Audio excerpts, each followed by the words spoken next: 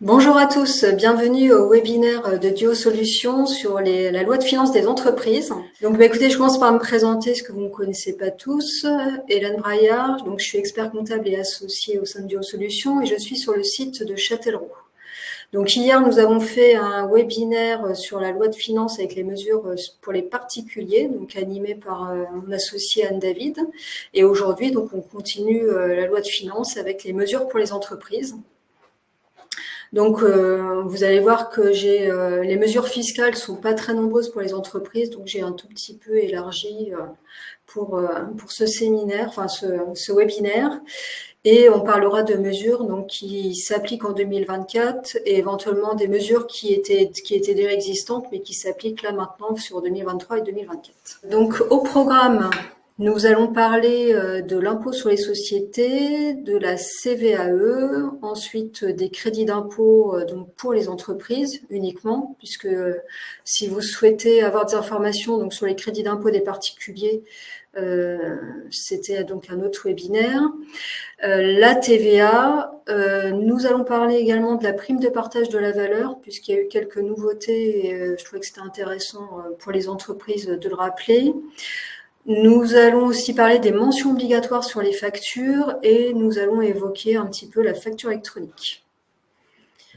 Donc nous commençons par l'impôt sur les sociétés. Donc je vous ai mis ce thème-là parce que c'est vrai que pendant plusieurs années, on a souvent réabordé ce thème puisqu'il y a eu une politique de baisse de l'impôt sur les sociétés. Donc c'est quand le président Emmanuel Macron est arrivé au pouvoir.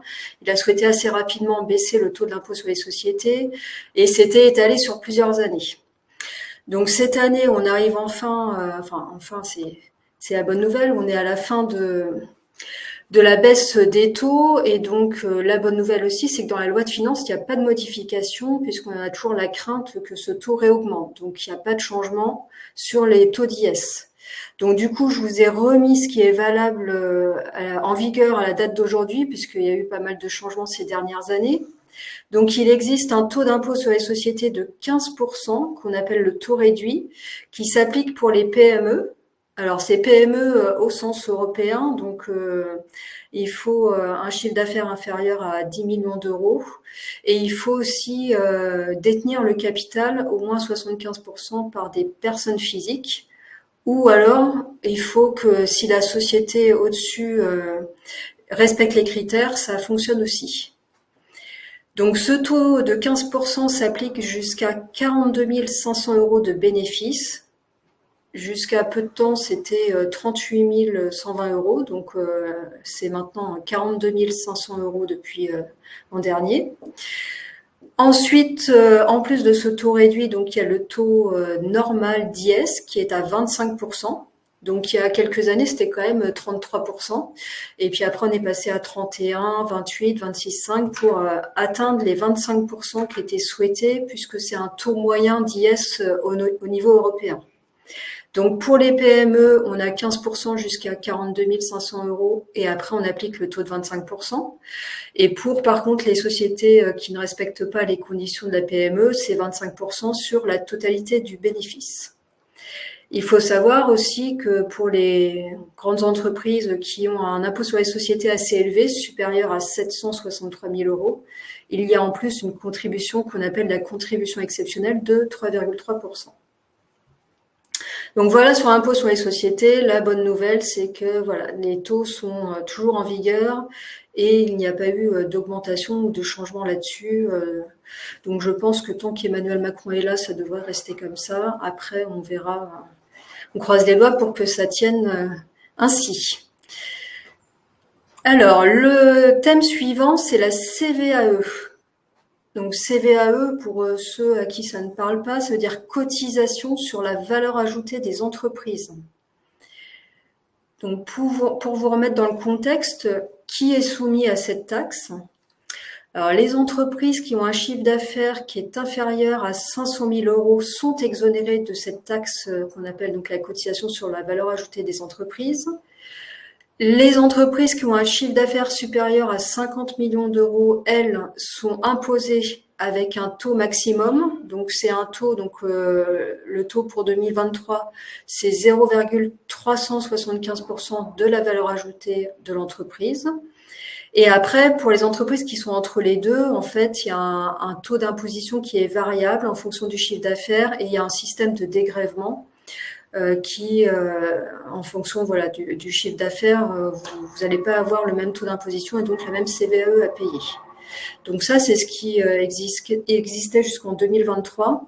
Et sur la CVAE, donc il y a eu pas mal de rebondissements puisqu'au départ, il était prévu de supprimer cette taxe et elle devait être supprimée dès 2024.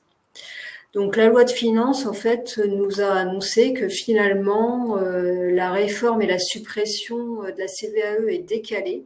Donc ce ne sera pas en 2024, mais en 2027. Et si tout se passe bien d'ici là, s'il n'y a pas de modification d'ici 2027. Donc dans la réforme, la CVAE est quand même réduite, c'est-à-dire qu'elle sera supprimée qu'en 2027, mais il est quand même prévu une réduction petit à petit de la CVAE pour atteindre la suppression. Donc il y a une réduction du taux. Donc en 2023, on retrouve le taux que je vous ai montré tout à l'heure, 0,375%. Donc ça c'est le taux maximum. Après en 2024, on passera à 0,28, 2025 0,19, etc. pour atteindre 0 en 2027.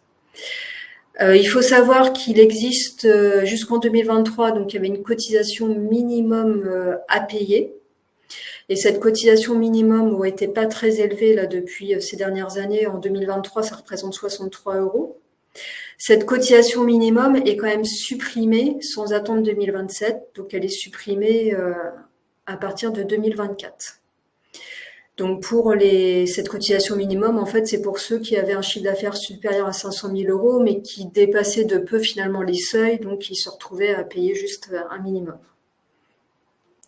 Donc il faut savoir que après le même système est maintenu, hein, donc il y a l'exonération partielle si vous êtes entre 500 000 et 50 millions d'euros.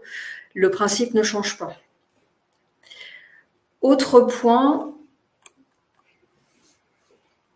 c'est en lien donc avec la CVAE, c'est le taux de plafonnement. Parce qu'il faut savoir que donc les entreprises payent une CVAE quand elles sont soumises, et elles payent également toutes une CFE, cotisation foncière des entreprises. Et il existe un plafonnement, c'est-à-dire que quand on additionne la CVAE plus la CFE, il ne faut pas que ça dépasse un pourcentage de la valeur ajoutée. Donc jusqu'à présent, c'était un taux, enfin jusqu'en 2022, c'était un taux qui était à 2% de la valeur ajoutée. Étant donné que la CVAE baisse, on baisse également ce taux de plafonnement, puisque sinon l'État serait amené à rembourser plus d'entreprises, donc ce taux de plafonnement est en baisse. Alors pour vous donner un exemple chiffré, si on prend une valeur ajoutée à 300 000 €, si j'applique par simplification le taux de 2% qui existait avant, ça fait un plafonnement à 6 000 €. Si on considère qu'une entreprise, quand on additionne sa CFE et sa CVAE, paye en tout 10 000 € de taxes, dans ces cas-là, elle paye 4 000 € de trop, puisque normalement, elle devrait être plafonnée à 6 000 €. Donc, dans ces cas-là, on fait une demande de plafonnement pour demander le remboursement des 4 000 €. Donc ce plafonnement, alors nous, quand on le fait en interne, hein, on le calcule et on fait la demande auprès des impôts quand l'entreprise est éligible.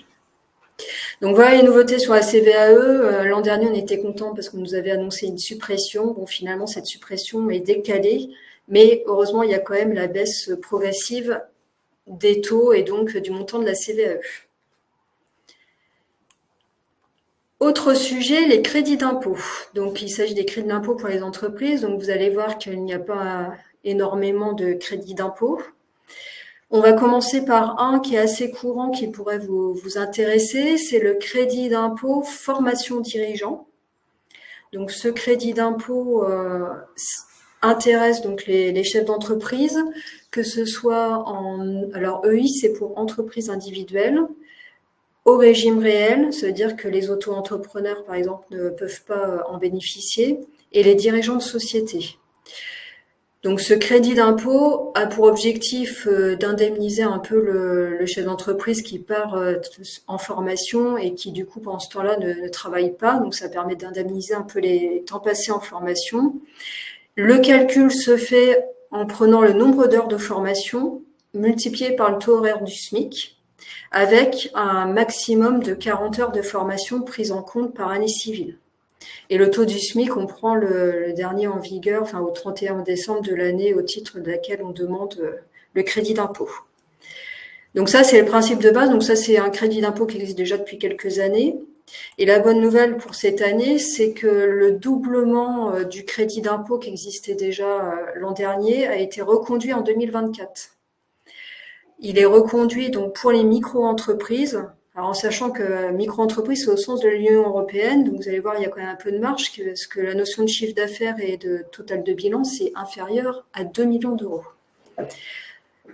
Donc ce crédit d'impôt peut être au maximum pour 2024. Donc si on prend le taux du SMIC à 11,65, on multiplie par 40 heures de formation, multiplié par 2, puisque ce crédit d'impôt est doublé pour 2024, ça fait 932 euros de crédit d'impôt possible pour le chef d'entreprise. Après, s'il fait que 30 heures de formation, évidemment, on fera 30 heures fois 11,65 fois 2. Donc ça, c'est bien, ils ont maintenu ce crédit d'impôt. Ça permet de donner un coup de pouce aux chefs d'entreprise. Donc ça, faut pas hésiter à en profiter. Donc nous, c'est pareil, nos collaborateurs font attention à ça. Ils font en sorte de vous poser la question sur les formations, du nombre d'heures pour ensuite faire la demande de crédit d'impôt.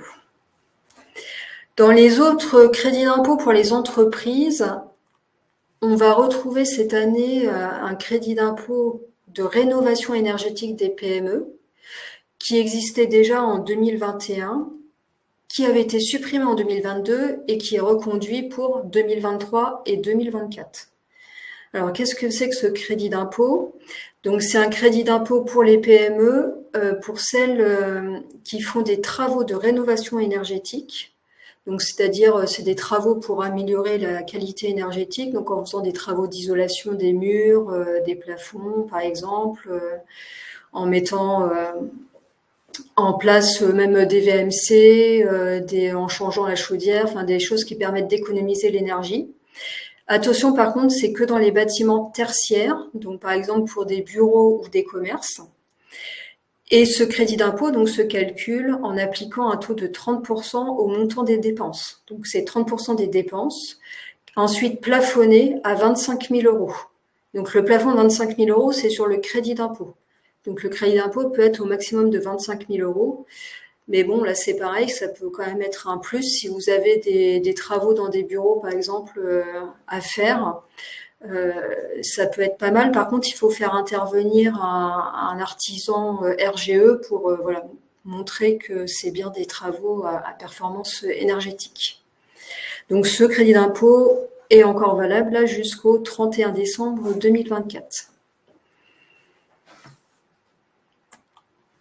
Autre crédit d'impôt qui reste un peu dans le même aspect écologique, mais qui va être un peu plus rare, c'est un crédit d'impôt pour investissement dans l'industrie verte. Donc ça, c'est vraiment un crédit d'impôt qui est fait pour favoriser et développer les industries qui réfléchissent à développer l'industrie verte, donc notamment tout ce qui est activité de production de batteries, production de panneaux solaires, production d'éoliennes ou de pompes à chaleur.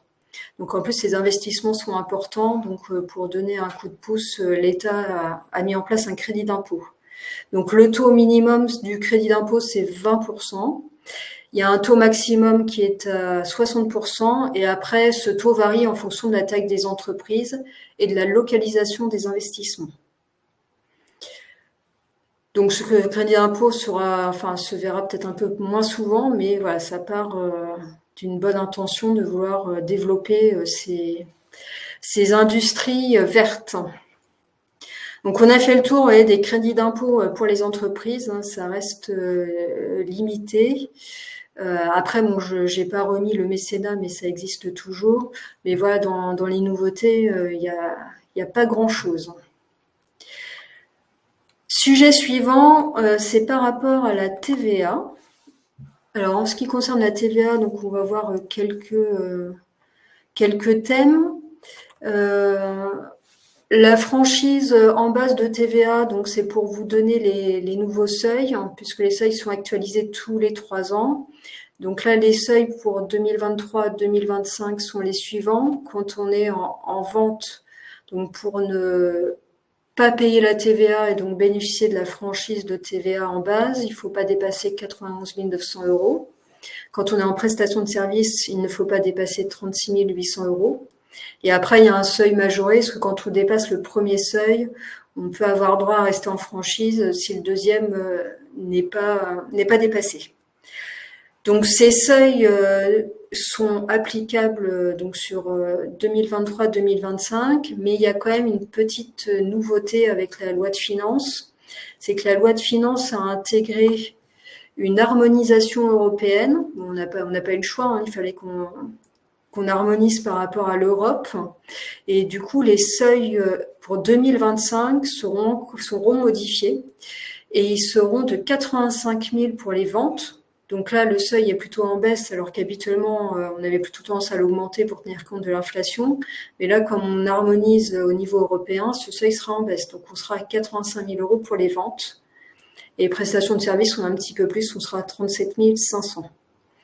Et avec l'harmonisation européenne, il y a la suppression de ce mécanisme d'actualisation triennale. Donc on arrêtera d'actualiser tous les 3 ans.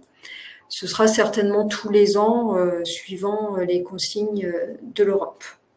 Donc ça, c'était voilà, la nouveauté de la loi de finances concernant la franchise de TVA. Autre sujet qui a beaucoup fait parler, vous en avez peut-être entendu parler pour ceux qui font de la location de biens en meublé, c'est-à-dire location à usage d'habitation avec des meubles, du mobilier. La notion de TVA se pose, savoir si on est soumis à la TVA ou pas quand on fait de la location en meublé. Donc le principe qui était appliqué jusqu'à présent, c'est que la location n'est pas soumise à TVA, sauf si elle est assimilée à de la para-hôtellerie. C'est-à-dire qu'on l'État considérait qu'à partir du moment où on faisait concurrence aux hôtels, on devait être soumis à TVA, puisque les hôtels, eux, sont soumis à TVA. Et pour déterminer cette notion de para-hôtellerie, il fallait que 3 prestations soient proposées par le loueur en meublé à ses clients. Donc 3 prestations sur 4 qui sont les suivantes. Donc soit petit déjeuner, nettoyage régulier des locaux, fourniture du linge de maison ou réception de la clientèle. Donc quand le loueur en meublé proposait 3 de ces 4 prestations, il était considéré comme équivalent à un hôtel, donc soumis à TVA.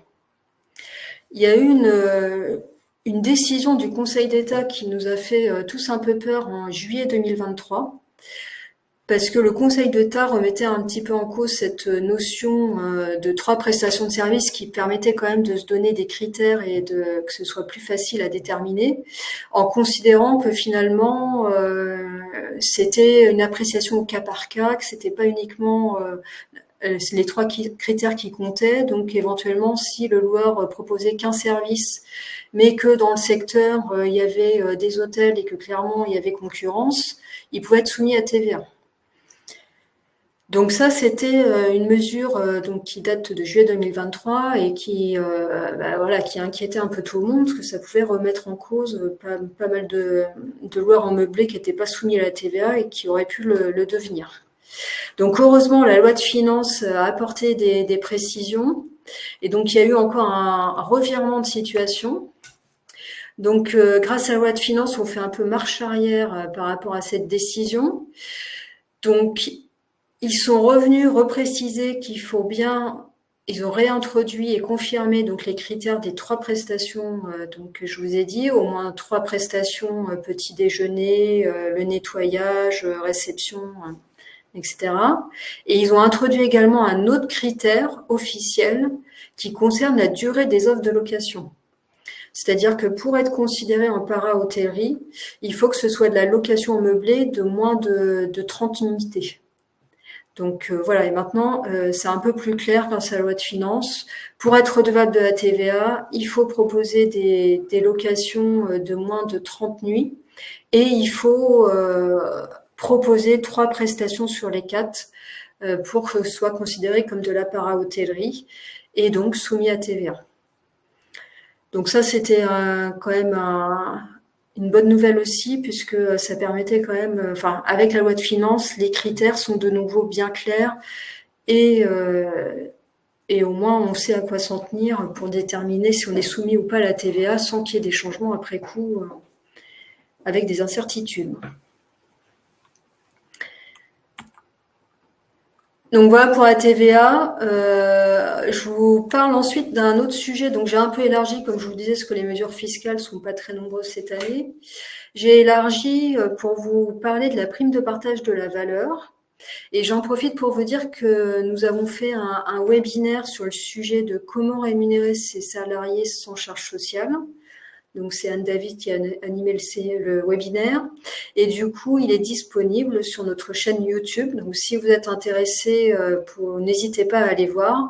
Donc on parle de la prime de partage de la valeur, mais également des tickets restaurants, des chèques cadeaux, enfin voilà, des systèmes qui permettent de rémunérer, de donner un petit plus aux salariés sans charge sociale. Alors sur la PPV, du coup, je vous explique le principe pour ceux qui connaissent pas. Donc le principe, c'est que c'est une prime sans charge sociale et parfois sans impôt sur le revenu en plus pour les salariés. Donc ça, c'est un peu la cerise sur le gâteau et c'est ce qui a bien plu dans cette prime. Donc on va voir qu'elle a évolué dans le temps et que maintenant les avantages ne sont pas pour toutes les entreprises, mais elle reste quand même avantageuse. Donc cette prime, c'était avant, donc au tout début, au moment du Covid, ce qu'on appelait la prime Macron. Après, on l'appelait aussi la prime exceptionnelle de pouvoir d'achat. Et elle avait été transformée, donc ils avaient changé le nom et elle s'appelle donc prime de partage de la valeur. Il faut savoir que cette prime ne doit pas remplacer un élément de rémunération prévu au contrat de travail ou remplacer une prime que vous versez déjà. Donc si au mois de juillet, par exemple, ou en décembre, vous avez l'habitude de verser des primes, vous ne pouvez pas remplacer les primes habituelles par cette PPV.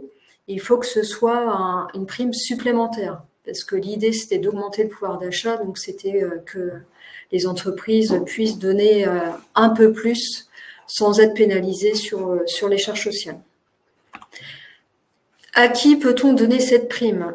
Donc, ce sont tous les salariés en contrat de travail et les intérimaires.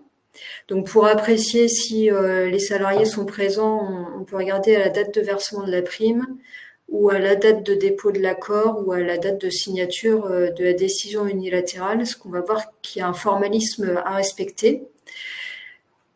Pour ceux qui sont en SAS, attention, les mandataires sont exclus. Donc les présidents de SAS ou les directeurs généraux sont exclus, n'ont pas le droit à cette prime, sauf s'ils ont vraiment un contrat de travail lié à une fonction technique bien précise, mais si c'est juste un mandat social, ils ne peuvent pas bénéficier de la prime. Comment donner cette prime? Donc il faut savoir que vous êtes obligé de donner la prime à tous les salariés, s'ils sont présents au moment où vous décidez la prime, et que vous ne pouvez pas donner un montant en fonction du salarié, ce n'est pas des montants individualisés. Il faut définir des critères de modulation qui sont bien précis. Donc ça peut être en fonction de la rémunération, en fonction du niveau de classification, de l'ancienneté, de la durée de présence effective ou éventuellement de la durée de travail. Donc il faut vraiment un critère objectif qui soit appliqué à l'ensemble des salariés. On peut éventuellement dire qu'on réserve la prime aux salariés dont la rémunération est inférieure à un certain montant. Par contre, en sens inverse, on ne peut pas dire je verse des primes qu'à des salariés qui ont une rémunération supérieure à un certain montant. Cette prime peut être versée 2 fois par an. Donc ça, c'est une nouveauté assez récente de 2023. On peut verser 2 primes de partage de la valeur par an. Par contre, tout en respectant les plafonds. Donc les plafonds, c'est 3 000 € par salarié ou 6 000 € sur un accord d'intéressement.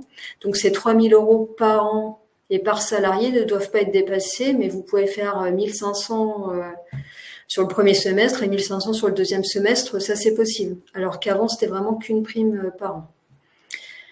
La mise en place, donc il y a du formalisme à respecter.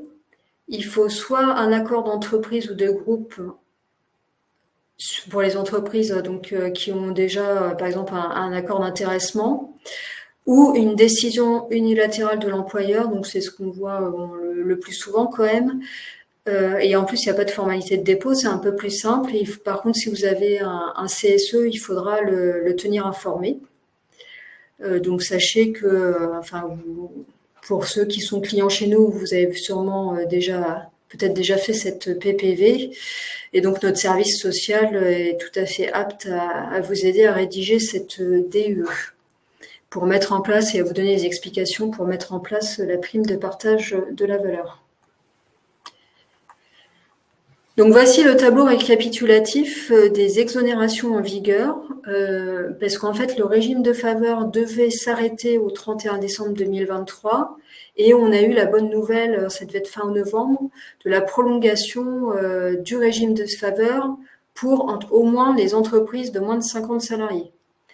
Donc ce qui est en vigueur à la date d'aujourd'hui, c'est que pour les entreprises de moins de 50 salariés, si les salariés ont perçu une rémunération inférieure à 3 fois le SMIC, on a une exonération de cotisation sociale, une exonération de CSG-CRDS, exonération de forfait social et exonération d'impôt sur le revenu pour les salariés. Donc ça, c'est toujours d'actualité.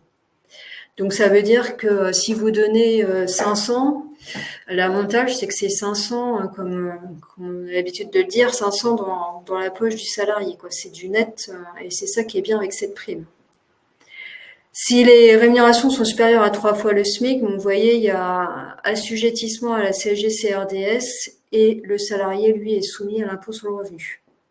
Et après, pour les entreprises de plus de 50 salariés, par contre, la prime est un peu moins intéressante qu'avant, puisqu'on a l'assujettissement à l'impôt sur le revenu, à la CSG-CRDS, mais par contre, on a quand même l'exonération de cotisation sociale, donc ça reste quand même moins coûteux qu'une prime classique. Et après, il y a éventuellement le forfait social, mais bon, ça, c'est pour les entreprises de plus de 250 salariés. Donc voilà où on en est dans la prime de partage de la valeur. Donc c'est pour ça que je voulais vous en reparler, puisqu'il y a eu des changements en novembre, avec ce prolongement du régime de faveur qui est intéressant. Donc voilà, comme ça vous permet d'avoir en tête ce qui est en vigueur à la date d'aujourd'hui. Autre sujet, les mentions obligatoires sur les factures. Donc vous savez qu'actuellement il existe déjà des mentions obligatoires. Quand vous faites des factures, vous devez indiquer un certain nombre de mentions. Donc notamment le nom du client, son adresse, ce qui a été réalisé comme travaux, ce que c'est comme vente, la répartition hors taxe par taux de TVA, le numéro de TVA intracommunautaire, les modalités de paiement, la notion d'intérêt de retard en cas de retard de paiement et la possibilité d'appliquer une pénalité de 40% par facture en retard. Enfin voilà, il y a un certain nombre de mentions qui sont déjà obligatoires. Et il faut savoir qu'il va y en avoir d'autres à mettre en place là pour le 1er juillet 2024. Donc ces mentions supplémentaires sont les suivantes. Il va falloir rajouter sur les factures le numéro sirène du client quand c'est une entreprise, quand c'est un professionnel. Donc en plus des coordonnées habituelles, il va falloir préciser son numéro sirène. Il va falloir aussi indiquer l'adresse de livraison. Donc, ça veut dire que sur la facture, on pourra avoir l'adresse de facturation, l'adresse du client, l'adresse de livraison. Il faut vraiment tout détailler. Il faudra bien préciser la nature de l'opération facturée, c'est-à-dire dire si on est en livraison de biens, livraison de marchandises, ou si c'est de la prestation de service, ou si c'est les deux, si c'est de la livraison de biens et également de la prestation de service. Et pour la TVA, il faudra également préciser si vous avez opté pour les débits. Alors ça, c'est dans le cas où vous êtes, par exemple, en prestation de service, Donc normalement, vous êtes en TVA sur les encaissements, c'est-à-dire que vous reversez la TVA que quand vous encaissez le règlement des clients. Mais rien ne vous empêche d'opter, si vous le souhaitez, pour les débits. Mais dans ces cas-là, vous devez reverser la TVA au moment où vous faites la facture. Donc c'est pas dans l'intérêt de l'entreprise de le faire puisque ça fait une avance de trésorerie, c'est-à-dire que vous reversez la TVA alors que vous n'avez pas encore encaissé l'argent, mais ça peut arriver dans certaines entreprises par simplification de faire ça quand il n'y a pas trop de décalage de paiement et que c'est plus simple pour eux à gérer. Donc dans ces cas-là, faudra préciser cette option pour les débits. Donc il faut savoir que l'amende est toujours d'actualité en cas de contrôle de l'administration fiscale si les mentions obligatoires sont pas respectées. Elle est en droit de mettre une amende de 15 € par mention manquante avec un plafond qui est à 25% du total de la facture, mais multiplié par le nombre de factures, c'est vrai que ça peut monter vite. Donc voilà, vous pouvez commencer à vous préparer ces nouvelles mentions obligatoires, donc ça sera à partir du 1er juillet 2024. Donc je pense qu'ils vont pas sanctionner dès maintenant, mais voilà, il faut commencer à s'y préparer pour se mettre dans les clous. Donc les logiciels, j'imagine, permettront de rajouter des lignes où il y aurait toujours des zones où on peut rajouter des informations pour ajouter ces mentions-là. Alors cette notion de mention obligatoire, ça me fait le lien avec le sujet suivant parce que ces mentions obligatoires, c'est aussi pour préparer à la facture électronique. Donc la facture électronique, c'est un sujet, je pense, dont vous avez commencé à entendre parler. Heureusement, donc, il a été précisé que le calendrier a été reporté. Donc, je vais vous montrer tout à l'heure le calendrier définitif. Donc, on a un peu plus de temps que prévu pour s'y préparer, mais c'est vrai que voilà, il faut commencer à avoir ce sujet en tête, parce qu'il va falloir du temps pour tout mettre en place. Donc, l'idée ce soir, c'était de vous donner quelques informations pour commencer à vous sensibiliser. Après, il faut savoir que nous, on travaille sur le sujet, qu'on va être amené à refaire des notes d'information. Donc, on ne sait pas encore par quelle voie, mais on sera amené à revenir vers nos clients sur ce sujet-là pour les accompagner. Donc, ce qui veut dire facture électronique, en fait, veut dire façon globale de faire qui va changer, parce que c'est pas juste une notion de facture. C'est une notion de données d'informations qu'on va transmettre à l'administration fiscale. Parce qu'en plus de la facture, il va falloir transmettre des données de paiement, donc dire qu'on a payé la facture, à quelle date. Donc c'est c'est quand même une petite révolution. Alors je vais commencer par vous expliquer qui est concerné par la réforme. Parce que donc il y a un certain nombre quand même de personnes qui ne sont pas concernées, notamment les particuliers, heureusement. Donc les particuliers ne sont pas concernés par la réforme. En fait, la règle de base pour savoir si on est concerné ou pas, c'est savoir si on est assujetti à la TVA. Est-ce qu'on est soumis à la TVA? Par contre, attention, on peut être soumis à la TVA mais ne pas payer la TVA, notamment quand on est en franchise de TVA. Donc ce que je viens d'expliquer tout à l'heure, quand on ne dépasse pas un certain montant de chiffre d'affaires, on peut demander à être en franchise. Donc, on n'est pas soumis à la TVA, mais on va quand même être soumis à l'obligation de facture électronique. Donc, notamment, les auto-entrepreneurs vont faire partie de cette obligation. Ensuite, donc les particuliers ne sont pas soumis et les associations, quand c'est des associations à objet non commercial, elles sont aussi écartées de la réforme et non concernées. Par contre, toutes les entreprises donc redevables de la TVA, qu'elles en payent ou non, vont être soumises à cette réforme avec quelques exceptions, en sachant qu'il va falloir distinguer deux obligations. Il va y avoir une obligation d'émettre des factures pour certaines personnes et l'obligation d'être en capacité de recevoir les factures électroniques. Donc il faut bien distinguer deux choses, ceux qui vont être obligés d'émettre, ceux qui vont être obligés de recevoir. Donc certains vont être concernés par les deux cas, émettre et réception, et certains vont être concernés que par la réception des factures électroniques.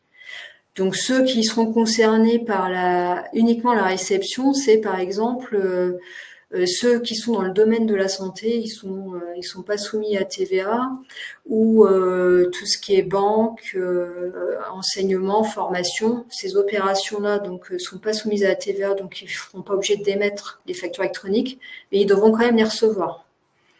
Et cette notion de réception de facture, en fait, ce qu'il faut avoir en tête, c'est que on va oublier les envois de factures papier, les envois par mail, les envois sur des comptes comptes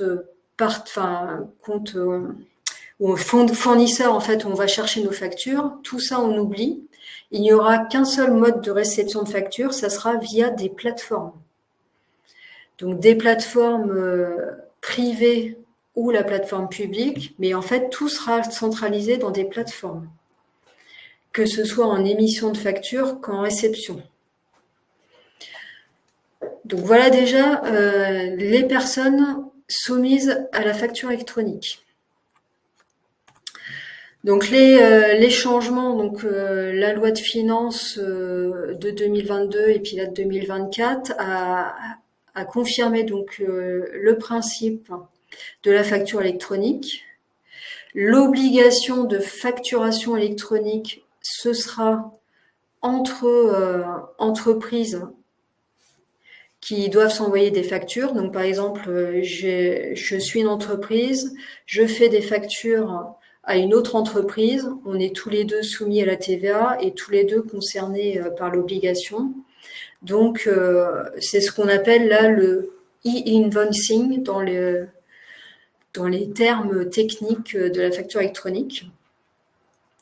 Donc cette notion de facture électronique, donc je vais vous l'expliquer après, ça va être un format très particulier, hein. C'est pas du tout juste un format PDF. Et il faut savoir que la transmission des factures, comme je disais, se fera pas par mail ou via un compte utilisateur, ça sera que via des plateformes.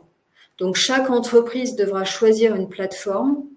La plateforme permettra de générer et d'envoyer les factures électroniques à ses clients.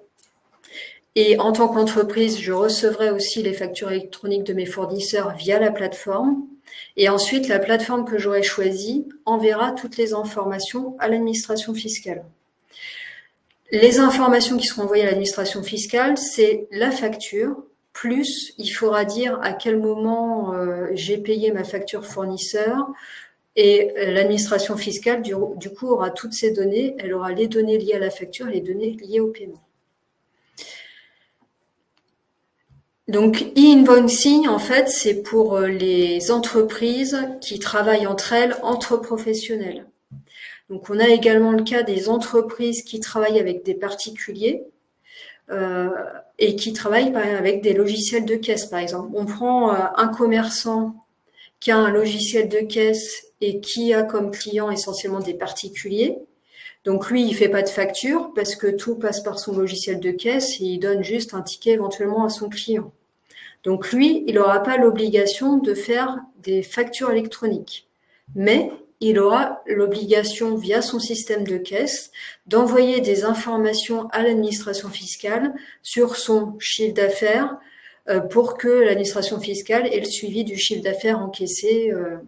Alors, il parle même de tous les 10 jours. Donc ça, c'est ce qu'on appelle le e-reporting. Donc e-reporting, c'est quand on n'est pas soumis à la facture électronique, mais qu'on doit transmettre des informations liées au paiement des factures. Et si le commerçant travaille avec des particuliers, mais travaille aussi avec des professionnels, et donc les professionnels lui demandent des factures, dans ces cas-là, il sera obligé de faire les deux. Pour les professionnels pour qui il fait des factures actuellement, il sera obligé de faire des factures électroniques et donc via une plateforme également pour envoyer les factures électroniques. Le calendrier de mise en œuvre, c'est un étalement du 1er septembre 2026 au 1er septembre 2027. On a le détail ici, je vais revenir après sur... Donc la mise en place est progressive, c'est-à-dire que les premiers qui vont être concernés par l'obligation d'émettre des factures, c'est les grandes entreprises. Donc dès le 1er septembre 2026, toutes les grandes entreprises doivent émettre des factures électroniques. Donc grandes entreprises, vous avez Enfin, vous avez les seuils sur le côté. Normalement, les grandes entreprises, c'était pour 2024, donc ça a été décalé de 2 ans. Mais si les grandes entreprises sont obligées d'émettre dès le 1er septembre 2026 les factures électroniques, ça veut dire que les entreprises sont dans l'obligation de pouvoir les réceptionner dès le 1er septembre 2026. Donc ça veut dire que le choix de la plateforme devra être fait en amont parce qu'il faudra que tout le monde soit prêt au 1er septembre 2026 pour déjà, dans un premier temps, être capable de réceptionner toutes les factures des grandes entreprises. Alors notamment, on pense à tout ce qui est facture d'électricité, d'eau, le téléphone. Tout cela, c'est des grandes entreprises qui feront dès le 1er septembre 2026 des factures électroniques. Au niveau de l'émission, donc pour les TPE, PME, l'obligation sera au 1er septembre 2027, donc 1 an plus tard. Donc pour vous, je pense que dans la majorité des cas, donc vous êtes dans les TPE, PME, retenez que dès le 1er septembre 2026, il faudra être en capacité de recevoir les factures via une plateforme. Et 1 an plus tard, il faudra être capable de les émettre et de les recevoir, mais ça, normalement, ça sera déjà donc au point. Mais il faudra les émettre et on sera totalement en facture électronique. Concernant la notion de facture électronique, donc il faut vraiment avoir à l'esprit que c'est pas une simple facture PDF. Donc je vois chez Duo Solutions, on vous envoie nos factures Duo Solutions en PDF par mail. Ça, ce n'est pas une vraie facture électronique, c'est juste pour faire un premier pas dans la dématérialisation, mais c'est pas une vraie facture électronique. Car la facture électronique doit avoir un format très précis. Donc en fait, il y a un côté qui est en PDF, qui est en format texte pour que ce soit lisible comme on fait habituellement. Et par contre, elle doit contenir un autre format qui est en format XML, et qui sera donc lu par les plateformes et lu par l'administration fiscale. Donc, il faut que la facture respecte le bon format pour que ça passe dans les tuyaux. Donc là, ça veut dire quand même que donc déjà, il faut avoir un logiciel de facturation relativement récent aux normes et il va falloir que les logiciels se mettent à jour pour que tout le monde puisse passer aux factures électroniques. Alors après, il y aura sûrement un système où les plateformes permettront de transformer une facture classique en facture électronique. Mais suivant la taille de vos entreprises, il vaut mieux que ce soit intégré dès le départ dans les logiciels. Donc il faut savoir que là, les fournisseurs sont en cours de réflexion, parce qu'il faut réfléchir à pas mal de choses, il y a des problèmes techniques. Et en plus, les plateformes ne sont pas encore toutes connues parce que c'est des plateformes qui doivent être habilitées, agréées par l'administration fiscale. Donc, il faut déjà qu'on ait toutes les informations pour pouvoir avancer sur le sujet. Donc, nous, quand on sera plus informé là-dessus, on pourra vous tenir au courant. Donc, cette notion de plateforme, si vous entendez la notion, c'est ce qu'on appelle un PDP. Donc, ça veut dire plateforme de dématérialisation partenaire. Donc, ça, c'est pour les plateformes privées. Et après, il y a la PPF, plateforme de portail public. C'est un équivalent de Chorus Pro pour ceux qui utilisent déjà. Donc, la facture électronique, c'est un sujet vraiment d'actualité qui va nous durer plusieurs années, là, jusqu'en 2026. Mais voilà, l'objectif, c'est qu'en 2024, on en sache plus techniquement pour mettre en place, pour accélérer en 2025 et pour être prêt en 2026. Donc, c'est un sujet qui nous tient à cœur et on souhaite être présent pour nos clients. Donc, on a mis en place une commission chez nous pour travailler sur le sujet. Donc, nous serons amenés à revenir vers vous là-dessus. Et voilà, c'est pour ça que ça me paraissait incontournable de vous parler de ce sujet-là. Donc, j'ai fait le tour des sujets d'actualité. Je vous remercie pour votre attention. Je vous souhaite une bonne soirée.